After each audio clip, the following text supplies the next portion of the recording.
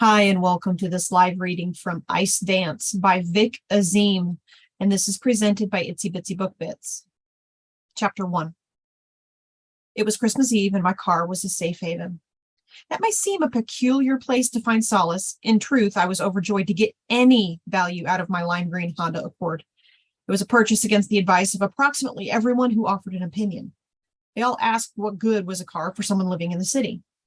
There were times when a car was essential, but with rideshare apps rising in prominence, those times were few and far in between. They didn't realize it was a materialistic decision as opposed to a practical one. I wanted to own a car, despite all the streetlights of logic flashing red. At least the dealer came out ahead. In total, he sold a staggering 5 cars to the Arain family since my parents' arrival in 1989. My uncle used to be a car dealer and recommended extreme negotiation with reckless abandonment. Did I make a good deal? It felt that way driving off the lot. The window rolled down and "Don't Stop Believing" blared for miles. The excitement, along with the new car smell, faded after merely a week. Even the green appeared less lime. All that remained was a monthly car payment that drilled a hole in my already sinking checking account. The car seat leaned back, my head rested as if in a bed. It moved ever so slightly, a waterbed perhaps.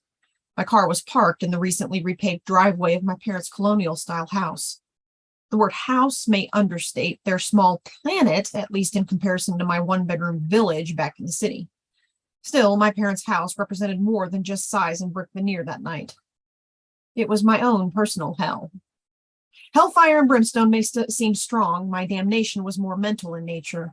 It was, of course, all relative. Everyone has troubles, and for me, it was my relatives. The source of conflict was our traditional Christmas dinner. We weren't ones to celebrate holidays in any tangible way except to convene for a feast. My brother, Amir, had been out of town for Thanksgiving, and that gave Christmas dinner a heightened significance. It started as a small eyesore on my monthly calendar, a lingering thought while standing in a steamed shower. It grew each day like a manipulated stock, doubling and tripling into a depressing monstrosity. Yes, my anxiety had compound interest. And so a hint of consideration was given to simply staying in my car. I would need to move to a not-so-obvious place and think of a good excuse. A flat tire? The flu? Swarmed by a group of samurai warriors on I-95? This was a plan that should have been prepared before parking in my parents' driveway. It was a pity, since Christmas Eve was a joyous time for many. I normally carried residence in a place of neutrality when it came to the holidays. Although technically my family didn't celebrate Christmas, I had always enjoyed holiday festivities. It was different now.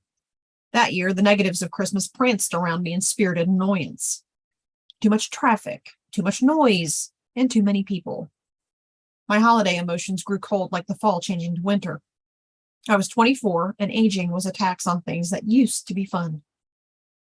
I chewed on my fingernails I forgot to trim. It was warm enough to consider turning on the air conditioning. The local news called it the warmest winter in state history. The explanations ranging from global warming to an impending apocalypse. Mostly, everyone wondered if we would ever see Virginia turn into a winter wonderland again. I sat in silence. The only freezing that night was on my phone. Stand-up comedy on YouTube was my perpetual cure for boredom. The only problem was my connection lagged, and the laughter only came in bits and pieces. A light knock disturbed my window. Rolling it down revealed my 10-year-old niece, Cassia, with a curious expression. "What are you watching?" she asked. "Educational videos." "Can I watch?" "It's not for kids." "You said educational." "Educational for adults." "It's not fair." "You're a kid, and it's perfectly fair." She reached through my window and grabbed for my phone, but I held it far out and laughed. "Silly girl, YouTube is for adults." She stepped back from the car and shrugged. "Uncle H, why don't you try to drive somewhere?" She giggled. I looked at the empty ignition in disbelief and back at her. She held up my car keys. My niece was a ninja. "Wait, what?" I said in confusion. Cassia laughed. "Can I drive?" "Maybe in 7 years." "I get my license in 6. "Yes, and then I can see you drive for a year before making an informed decision." She handed back my keys and turned to leave before looking back. "Dad said to stop being a weirdo and come inside." Yeah, well, if I'm a weirdo, your dad is an oldo. She shook her head, turned, and ran back inside. My safe space had been invaded by a 10-year-old messenger. The clock showed it was 7:42. I was half an hour late, and someone must have spotted me from the window. I grabbed a small box from the back seat and stepped out of my car and slipped my keys into my pocket. There was nothing left to do but confront the night head on. Upon reaching the front door, I saw the welcome mat on the front was upside down. I grabbed the doorknob, only to reveal it was locked. I rang the doorbell and waited. My brother Amir answered with Cassia beside him. I walked in and took my shoes off in order to not taint my parents' obviously shampooed carpet. I looked at Amir and stretched my arms in the air. Merry Christmas to my brother Amir. Your baby brother has arrived for dinner. He put his hands out in front. Come on, you know that word is like Voldemort around here. I shrugged. What's so bad about the word dinner? Christmas, you fool. She still doesn't want us to say it. Never. What's that in your hand? I looked down at the box. Christmas cookies? Amir sighed. We were 8 years apart and similar in appearance. He was an inch shorter, and his beard had gone gray after law school, likely from the stress of long hours studying. He slapped me on the shoulder. Were you planning to have dinner in your car? Amir kept his hair short and professional, in contrast to my hair, which was long and unemployed. We both had blue eyes unique to our ethnicity, but not special within our family. I could have been yoked as him, but I had ignored the workout equipment he left at the house when he moved out. We embraced with a handshake as Cassia took off to the living room. I glanced at Cassia and back at Amir. Uncle H? Does she think I work for the Men in Black? She knows your real name. We walked down the hallway, which showcased a variety of Pakistani antiques and clocks. I grew up assuming most tchotchkes simply collected dust and withered, but with time I realized they were Pakistani props on an American stage that eventually became home. For my parents, they brought a little warmth to the Virginia winter that welcomed them decades ago. They sat on display on side tables that also featured family photos, my brother's graduation, his wedding photo, and my parents' anniversary pictures. On the far end, I held my college diploma outside of the local Chinese restaurant where we held my graduation dinner. The biggest congratulation that day had come from General Sal. I stopped at a picture of my Uncle Kaz. He was standing against a wall in his older days with a cone full of pistachio ice cream. Amir looked at the picture and smiled. Hey, remember when Uncle Kaz used to send bootleg movies from Pakistan? Yeah, I picked up the picture. He sent you the good stuff. By my time, he was mostly sending old wrestling videos. And yet you lost the only fight you've had in your life. That's not right. Kenny Colson sucker punched me with his stupid lunchbox. Forget about that. Let me show you what I got from Mom. I signaled to follow him into the guest bedroom. Upon walking in, my attention turned to a giant mysterious box on the ground. She already has an air fryer. No, it's a computer. I put my hand on the box. She doesn't do computers. Amir didn't look deterred. Think about it. She's always calling places. With a computer, she can do everything online. She likes calling places. It makes it easier for her to ask for a supervisor to yell at. He led me out of the bedroom and closed the door behind him. This will make her life a lot easier, he exclaimed. You have good intentions, I'll give you that. My mom appeared out of nowhere. Hassan, you're here. She gave me a hug and looked through the creak in the door behind me. Is that box for me? Amir guided her away from the room. You can open it after dinner. We walked out of the room and made our way toward the kitchen. The smell of diversified buffet tickled my nose hairs. Our dinner featured an array of American and Pakistani dishes. My sister-in-law, Seema, greeted me as I approached. You're just in time, Hassan. I put some Oreos out for Cassia if you want to join her. You can even break them in half and eat the cream side. That's very funny, I said as I grabbed 2 Oreos from Cassia's plate and immediately broke them in half and licked the cream side. Is there coffee? She pointed to the coffee pot half full. I poured it into a mug and added five Splendas and 2 spoons full of heavy cream. I sat at the kitchen table where a hookah was already lit and leaking smoke as if it were a chimney in a burning home.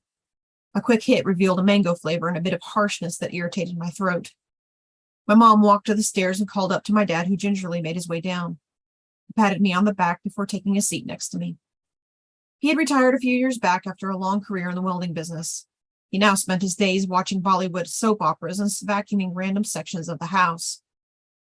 It wasn't long before the table was set, and our mouths watered in Pavlovian anticipation. A white cloth sat beneath a row of dishes that included roast chicken, mashed potatoes, and a green bean casserole. To the side of that were Pakistani favorites such as samosas, paparati chaat, and biryani, a wonderful combination of unique tastes and heartburn. Mom recited a quick prayer before we dug in. I devoured my plate as if it was my last supper. It was a whole 3 minutes before she asked how the food was. It's great, I said and coughed. Nobody makes mashed potatoes like you. Those are out of the box, she said with the Pakistani accent that had never left her. Well, the green bean casserole is superb. Everybody complimented the food before an uncomfortable silence surfaced. There were two elements to the family dinner, eating and conversation. I leaned heavily into the eating. So, what is new? My mom asked the table. I didn't look up from the plate. We got a Christmas tree, Kasia volunteered. Mom looked sideways at my brother. Amir, a Christmas tree? Amir looked at Seema with a worried eyebrow. Well, it was beautiful, and we figured, why not? Mom put her fork down. Because we don't celebrate Christmas? Seema intervened. Mom, Christmas isn't treated as a religious holiday anymore. It's just a day to gather and have fun. I could tell Mom was unsatisfied. A tree is extreme, she said as she picked up her fork. My phone rang and the song Last Christmas came on. I grabbed my phone quickly and silenced it as everyone looked at me. Damn, I coughed. Who hacked my phone and put that ringtone on there? I looked down as Amir spoke. The tree is not that different from us having Christmas dinner, he offered. I've never thought of this as Christmas dinner, my mom answered. I looked up from my food and offered my opinion. Maybe traditions and customs should be updated for modern times. She glanced at me like a scolding Thanos. Some things should stay the same. I slithered back into the mashed potatoes. It wasn't long before my brother began talking about his practice. We just opened up the second office, he said. You'll have a third office in no time, my mom replied. Very cool, I commented before shoveling in more chicken and rice. I won the spelling bee again, Cassia said with glee. She was a spelling prodigy who, by my count, had now run her school spelling bee 3 years in a row. That is wonderful, my mom said. That's impressive, Cassia, I agreed. I'll get you a few books for your birthday. I would like that, she said as she nodded to herself. Do you think you can handle Harry Potter yet? I asked. I read that 2 years ago. You did? Yeah, silly, I read H.P. Lovecraft now. I shook my head. Would you guys like to watch a movie after dinner? My mom asked. I saw a solid opportunity to speak up. Yes, there is a new James Bond movie out called A Few Seconds to Die, and there's also Jurassic DMV.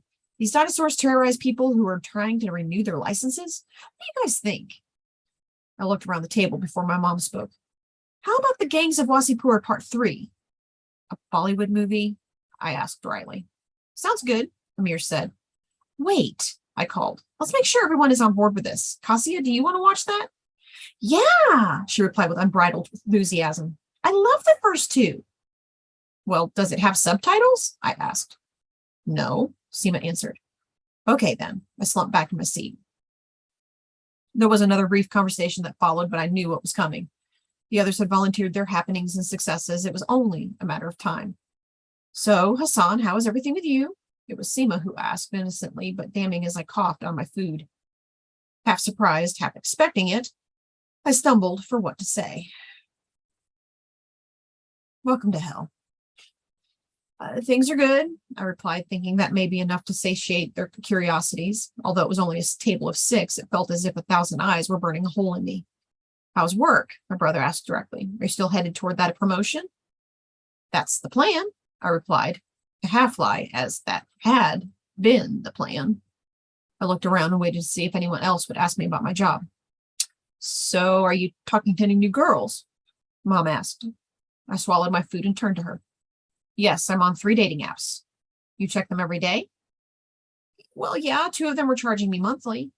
My mom had a way of using her hands as she talked to add emphasis. My friend's son started the apps last month and is already engaged, she said, waving her hands to indicate that it was as easy as pie. Seema pitched in also. One of my friends just found someone on an app last week. I nodded. There are some success stories. Actually, the app's heavily skewed toward failure and frustration. Are you taking it seriously? My mom asked.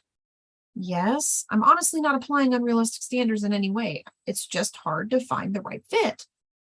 What about that girl you were talking to a while back? My brother asked. I turned my head and a neck cramp formed.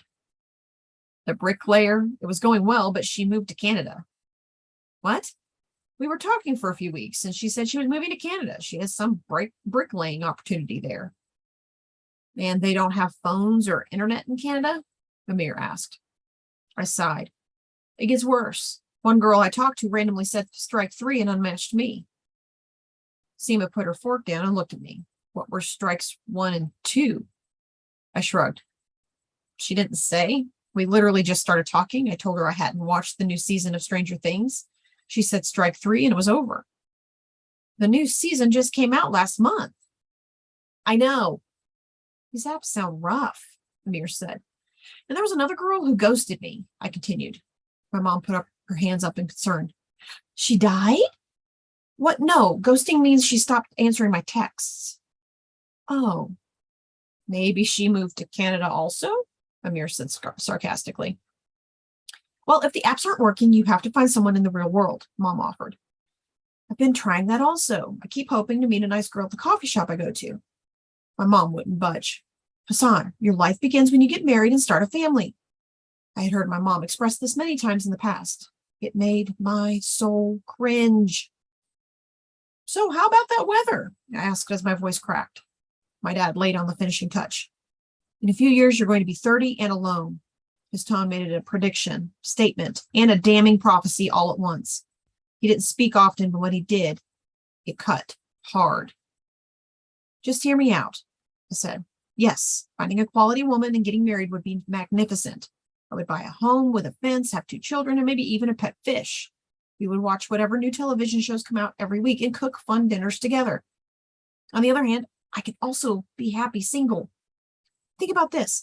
I don't have to share decisions with anybody. I can watch any movie I want and eat whatever I crave for dinner. I can visit friends, take unique trips, and study Brazilian jiu-jitsu. All my time is my own. The world is an epic adventure just waiting to sink my hands in and explore. I glanced around the table. That sounds like a horrible life, Mom said. Really terrible, Amir added. Maybe you should try a different app, Seema said. Yuck, Cassia said. I felt defeated. It was always the same conversation. And this wasn't even what I had been worried about. I stood outside looking above me. A day person like myself couldn't really appreciate the full essence of the nighttime sky. It was a beautiful prescription for insomnia. The stars registered in my brain as bright avatars without meaning. Cassia walked into the porch with an ice cream cone melting in her hands. What are you doing? She asked. Oh, hey, kiddo, I have something for you. I reached in my pocket and pulled out a gift. Don't tell grandmother about the Christmas-themed wrapping paper. She shook the present in her hands and put it under her ear. And after that, she slipped it under her nose and took a big whiff. Are you really smelling it? She opened it and revealed a Blu-ray copy of Home Alone. A movie? She asked. Yes, they were all out of Turbo Man dolls. Oh, it's a great kids movie. She looked up at me. I've seen it. You have? And parts 2 and 3. Well, I'm sorry you watched part 3. I love the first one. I'm glad you like it. I watch that and Die Hard every Christmas. Die Hard? Oh, yeah, well, you can't watch that one yet. Cassia looked at me. Uncle H, is Santa Claus real? I looked down at her with surprise. I thought back to what my parents had told me as a kid. It says Santa was real, but he had crashed onto a roof and died before I was born. What did your parents say about Santa? I asked. They say he isn't real. She stared up at the sky. I would trust what your parents say. Did someone tell you differently? She nodded. Everyone at school, they said Santa's real. Kids say all kinds of things. When I was your age, someone told me if I ate green Jell-O, my hair would turn green and Jell-O would leak out of my eyeballs. Is that true? I never actually tried green Jell-O. That's beside the point. They say Santa is real and he's evil. Lonnie said if I've been bad during the year, Santa's coming to get me. That's nonsense. The idea he would be evil and come after you? I paused. Then again, he does wear red, which is the devil's color. And you do tend to cheat when we play tic-tac-toe, she said and looked at the sky in fear. I waved my hands. Listen, the best thing to do is trust your parents. They know what's best for you and will keep you safe. She looked at me and back up at the sky. Would you visit adults? I looked down at her and back up at the sky. Well, not in apartments, at least. When I walked back in, my mom was in the side room looking at her new computer. She motioned me to come into the room. Hassan, close the door. I want to ask you something. What is it? We received a letter here from your 401k plan. Shit. I knew immediately. They had our mailing address on file. Of course, because I'm incompetent and gave them the wrong address. It said because of your separation of employment, they would be sending you a check for the balance of the 401k. I looked down at the ground and my mom continued. Separation of employment means you no longer work there? I looked back up. Does anyone else know? She shook her head. Please don't tell them. I'll have a new job soon. How long have you been looking? Only 4 months. My mom looked worried. She gave me a hug and turned to walk out of the room. Wait, Mom, the check from the 401k, how much is it? $200. What? $197. I was expecting $3,000. Do you need money? No, that's not necessary. I'll be okay. You're still very young. You'll figure things out. I guess that's true. Captain Crunch didn't join the Navy till he was 50. My mom's hands clapped together, which signaled she had an idea. Hassan, why don't you move back here? You could pursue law school like you used to talk about.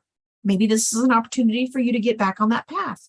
And your room upstairs is still just like you left it. You could move in tomorrow. I used my hands and waved the thought away. No, it's not necessary. I can find a job in the city and keep my apartment. I'll be fine. I'm fine. It will be fine. I didn't know if I was trying to convince her or myself. I made a fresh hookah and walked over to the dining room table where the rest of the family sat. I placed it on the table gently and looked at an article on my phone about the top 10 dating apps. I looked up from my phone and tried to figure out what the rest of the family was discussing. Should we just get a babysitter? I heard Amir ask. I can bring her to the wedding in Baltimore, my mom replied. I don't want you to have to watch her while you're with your friends. I put my phone down. What's going on? Seema and I are going to New York on New Year's. Mom and Dad have a wedding in Baltimore that weekend. Could we bring her with us to New York? Seema looked at Amir. They want to meet up in Times Square and do that whole thing, Amir said. I guess we could take her, but there's also the concert they want to attend. I tapped the table for a second. Something inside me pushed to speak up. Why don't I watch her? My mom laughed. Seema and Amir looked at each other with unease. It's 2 full days, Amir stated. It's no problem. You guys have to pass DC on your way to New York anyway. My mom chimed in. You've never babysat her before. It was true. I had a phobia about holding babies, which had led to me never actually watching Cassia. Are you sure? Seema asked. Don't you have plans for New Year's? I'm single, remember? I'll be eating popcorn and watching Stranger Things. I need to make sure that doesn't destroy future relationships. It is on the way, Seema said thoughtfully. My brother contemplated it quietly. He was likely questioning my level of responsibility. It's no big deal, I assured him. I can handle watching her for 2 days. Finally, Amir relented. All right, why not? So we'll drop her off on Friday afternoon. I reached my hands up to clap them together. My left hand hit the hookah at its base. It was a sturdy hookah with a decent weight, and yet my hand hit it with just enough force to tip it over. My mouth formed a large no as I desperately reached for it. Too late. The hookah hit the ground, and the coal on top of it flew across the room. The best result would be the coal sailing far enough to reach the kitchen floor. It landed 2 inches short on the living room carpet and began burning a hole. The carpet, my mom said as she stood from the table and went to the kitchen to get a wet rag. Wait, Mom, let me get that. She was already back and cleaning up the carpet. My dad walked by and froze. He gave a disapproving look like that seemed to say, alone at 30. I picked the hookah up off the ground and put it back on the table. I turned my attention to Seema and Amir, who had a worried look. Hold on a second, I said. That was a random burst of bad luck and was no bearing on my ability to watch Cassia. I looked up at my mom, who picked the coal off the ground and looked over at us. She didn't look confident at all.